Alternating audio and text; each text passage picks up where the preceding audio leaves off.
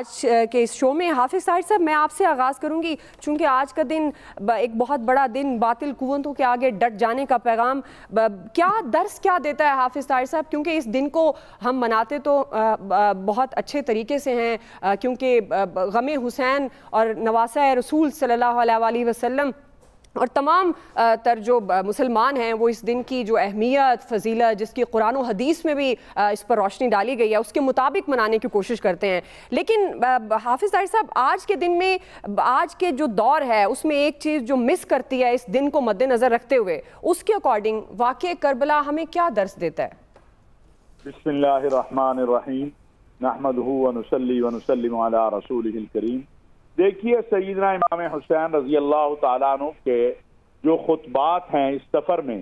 وہ انہوں نے بار بار اس بات کو کہا کہ میں کوئی اقتدار کے لیے نہیں نکلا ہوں مدینہ منورہ چھوڑ کے اور مکہ مکرمہ چھوڑ کے، میرے نانا کے دین کی اقدار کو تباہ کیا جا رہا ہے، میرے نانا کی سنتوں کا مذاق اڑایا جا رہا ہے، بدعات کو فروغ دیا جا رہا ہے، ظلم جو ہے وہ اس حد تک طاقتور ہو گیا ہے کہ وہ حلال کو حرام کرتا ہے تو کوئی نہیں بولتا اور حرام کو حلال کرتا ہے تو کوئی نہیں بولتا۔ سیدنا امام حسین رضی اللہ تعالیٰ عنہ کا جو مدینہ منورہ سے نکلنا، مکہ پہنچنا اور مکہ سے پھر کربلا تک پہنچنا، اس کا ایک ہی مقصد تھا اور وہ یہ تھا کہ رسول اکرم صلی اللہ علیہ وسلم کے لائے ہوئے دین کے ساتھ جو یزید اور اس کے حواریوں نے کھیل شروع کیا تھا وہ کسی صورت قابل قبول نہیں تھا، جو ظلم و ستم کا بازار گرم کیا تھا وہ کسی صورت قابل قبول نہیں تھا۔ سیدنا امام حسین مصلحت اختیار کر سکتے تھے، سیدنا امام حسین یزید کے ساتھ بات چیت کر سکتے تھے، وقتی طور پر اپنی اس جدوجہد کو چھوڑ سکتے تھے، لیکن نہیں، سیدنا امام حسین نے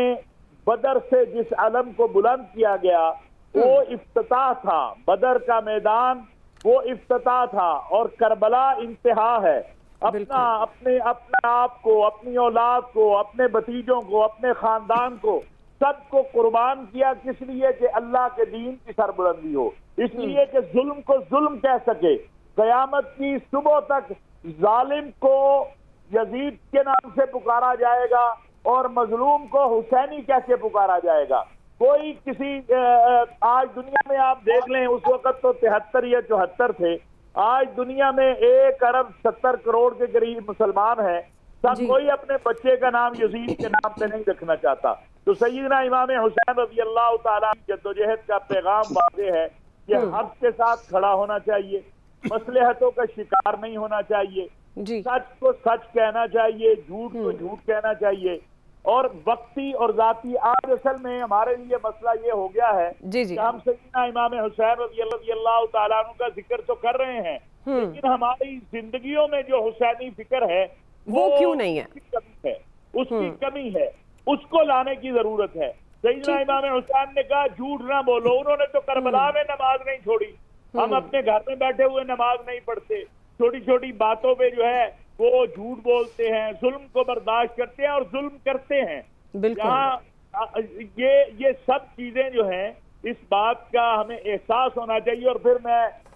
دعا یہ ضرور کہوں گا کہ جب تاریخ اسلام میں اور عالمی تاریخ میں جس طرح سیدہ زینب نے یزید کے دربار میں اور کربلا کے معرکے میں سیدہ زینب کا جو کردار ہے وہ کسی صورت فراموش نہیں کیا جا سکتا۔ انہوں نے یہ بتایا کہ سیدہ فاطمہ الزہرا رضی اللہ تعالیٰ عنہ کی تربیت کیا تھی، انہوں نے بتایا کہ نبی کا گھرانہ کیا ہوتا ہے، اور وہ شخص جو جب آپ مدینہ واپسی آپ کا قافلہ جا رہا تھا اور ایک شخص ساتھ ساتھ رہا، جب آپ مدینے پہنچ گئیں کہا دیکھو ہمارے پاس کچھ نہیں ہے، یہ ایک میرا کنگن بچا ہے، یہ تمہیں دے۔ اس نے کہا نہیں میں نے نہیں لینا، کہا نہیں یہ ہو نہیں سکتا ہے، تم نے ہمارا یہاں تک ساتھ دیا، تمہیں خالی ہاتھ بھیج دیں۔